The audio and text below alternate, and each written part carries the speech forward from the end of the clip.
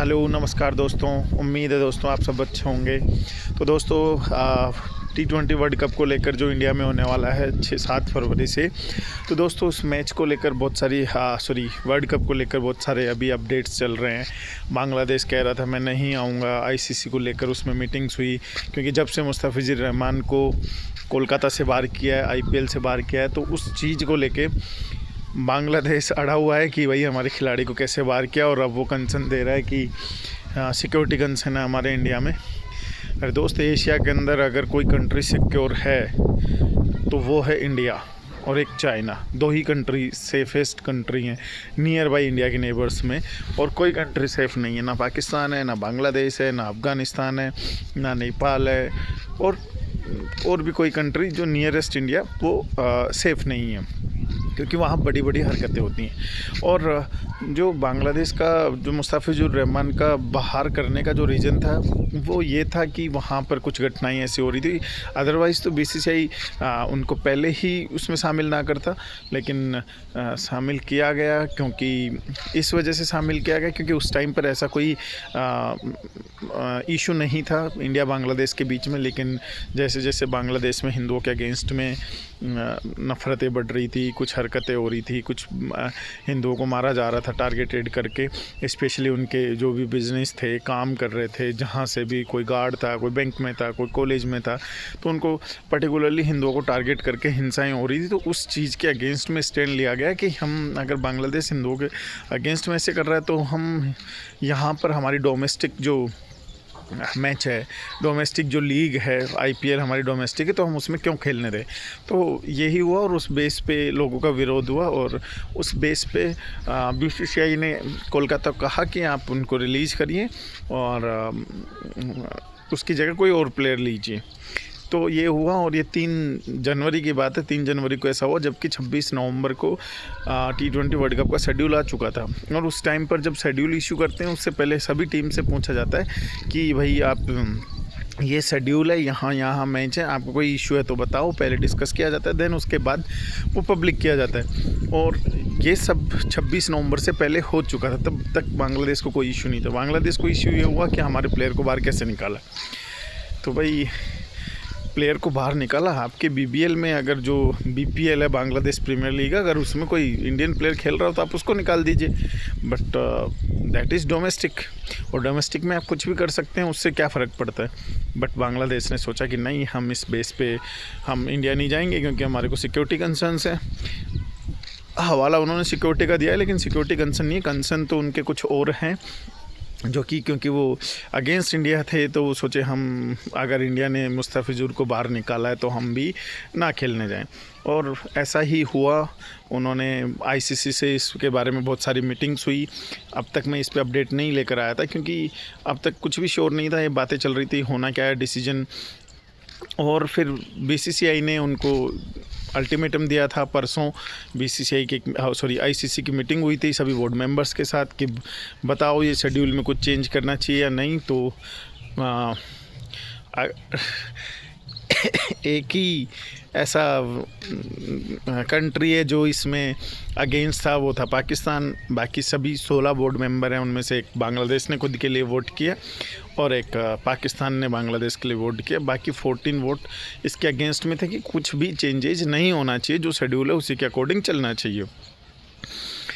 अब बांग्लादेश की, क्योंकि आपको पता है ये जो T20 वर्ल्ड कप हो रहा है, इंडिया और को होस्ट इसका श्रीलंका है, तो कुछ मैचेज जो श्रीलंका के मैचेज हैं, श्रीलंका वाला जो ग्रुप है उसके मैचेज श्रीलंका में ही हैं, और इसके अलावा जो पाकिस्तान के मैचेज हैं, क्योंकि ये चैम्पियंस ट्रॉफी के बाद में डिसाइड हुआ था कि जो पाकिस्तान इंडिया में खेलने नहीं जाएगा, वो हाइब्रिड मॉडल पर उनके मैचेज होंगे, और इंडिया के मैचेज भी हाइब्रिड मॉडल पर होंगे कि वो भी वहाँ पर खेलने नहीं जाएंगे। तो ये बात थी दोस्तों। और अब इसी वजह से पाकिस्तान के मैचेज श्रीलंका में हो रहे हैं। तो अब बांग्लादेश ये कह रहा था कि हम नहीं जाएंगे, हमारे भी मैचेज आप मूव कर दीजिए, कहाँ पर, श्रीलंका में, या फिर हमें ग्रुप सी से निकाल कर ग्रुप बी में डाल दीजिए, जहाँ पर स्कॉटलैंड है, जिम्बाब्वे है, उन टीमों की जगह हमें डाल दीजिए।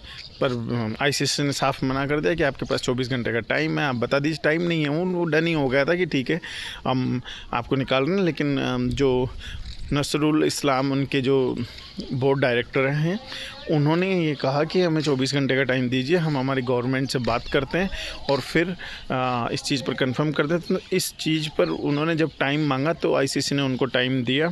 उसके बाद नसरुल इस्लाम जो उनके बीसीबी के डायरेक्टर हैं वो बाहर आते हैं कि हमारी गवर्नमेंट ये नहीं चाहती, हम खेलना चाहते हैं, हम आईसीसी से कह रहे हैं कि हमें श्रीलंका में हमारे मैचेज वो कर दीजिए। बट अब ये पॉसिबल नहीं है क्योंकि बहुत सारे लॉजिस्टिक्स इशू होते हैं, बहुत सारा कैमरा सेटअप होता है, बहुत सारे जो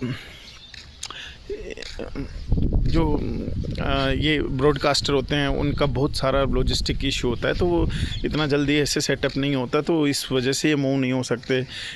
टीम्स के बहुत सारे लॉजिस्टिक इशू होते हैं, प्लेयर्स को इधर उधर जाना होता है, तो ऐसा नहीं कि पूरा एक ग्रुप के मैचेस ही मूव कर दिए जाएं, तो ये पॉसिबल नहीं था आईसीसी के लिए। अगर ये चीज़ पहले होती, शायद 2 महीने पहले होती,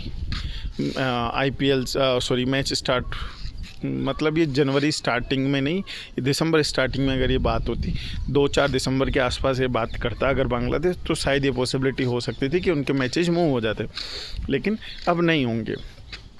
तो कल उन्होंने कह दिया बांग्लादेश में कि हम इंडिया में खेलना नहीं जाएंगे और हम आईसीसी से हम वर्ल्ड कप खेलना चाहते हैं।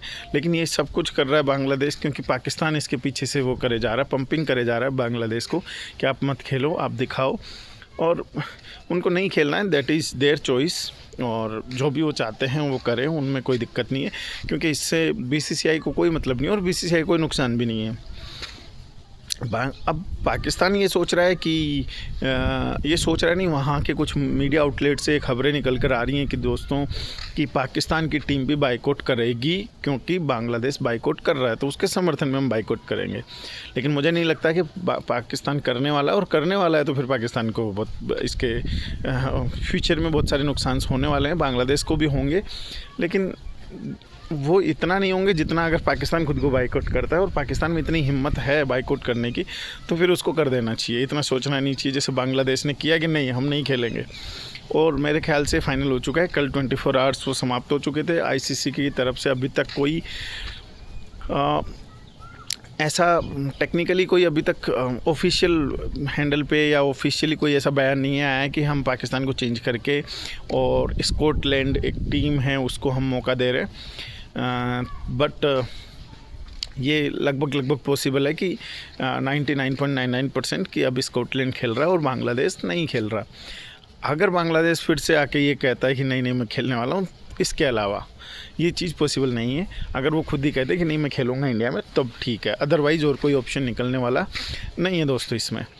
और इंडिया का T20 इंटरनेशनल मैच आज India versus New Zealand second match है, तो हम उसके बारे में बात करेंगे। अभी मुझे लगता है टीम सेम रहने वाली है, वही प्लेइंग 11 खेलने वाली है, लेकिन एक जो कंसर्न थे, कल न्यूज़ निकल कर आई थी, आज ही निकल कर आई है कि अक्षर पटेल दूसरे T20 से बाहर हो गए, क्योंकि उनको आपने देखा हो तो वो बॉलिंग कर रहे थे, उनके हाथ में चोट लगी, फिर अभिषेक शर्मा ने उनका ओवर पूरा किया था, शायद वो तीसरा ओवर कर रहे थे उस टाइम, तो वो चोट उंगली की चोट है, तो इसलिए वो बाहर हो गए और इस वजह से उनको फोर्सफुली 2 चेंज करने पड़ेंगे इंडिया को। अगर नंबर 8 तक बैटिंग चाहिए तब 2 फोर्सफुली चेंजेस चाहिए, अगर नंबर 8 पर बैटिंग नहीं चाहिए तो सीधा अक्षर बाहर हो जाएंगे और कुलदीप अंदर आ जाएंगे। लेकिन नंबर 8 तक बैटिंग चाहिए तो अक्षर बाहर जाते हैं और उनकी जगह हर्षित राणा आ जाएंगे और अर्शदीप सिंह बाहर जाएंगे और उनकी जगह कुलदीप यादव टीम में आ जाएंगे। तो इस तरीके से नंबर 8 तक बैटिंग होगी। अदरवाइज़ मुझे नहीं लगता कि कोई टीम में चेंजेस होने वाला है। अगर टीम 7 के साथ खेलना चाहेगी, 7 बैटर्स के साथ, तो सिंपल है, कुलदीप अंदर आ जाएंगे, अक्षर पटेल बाहर हैं। अगर 8 नंबर तक बैटिंग चाहिए तो उनको 2 चेंजेस करने पड़ेंगे और जैसा कि पॉसिबल यही ही है। तो ये है अभी तक की अपडेट और फिर लेकर आएंगे मैच के बारे में बात, और कोई ऑफिशियल अगर अपडेट आता है आईसीसी की तरफ से तो हम उस पर भी बात करेंगे। तो अभी के लिए दोस्तों इतना ही, थैंक यू सो मच।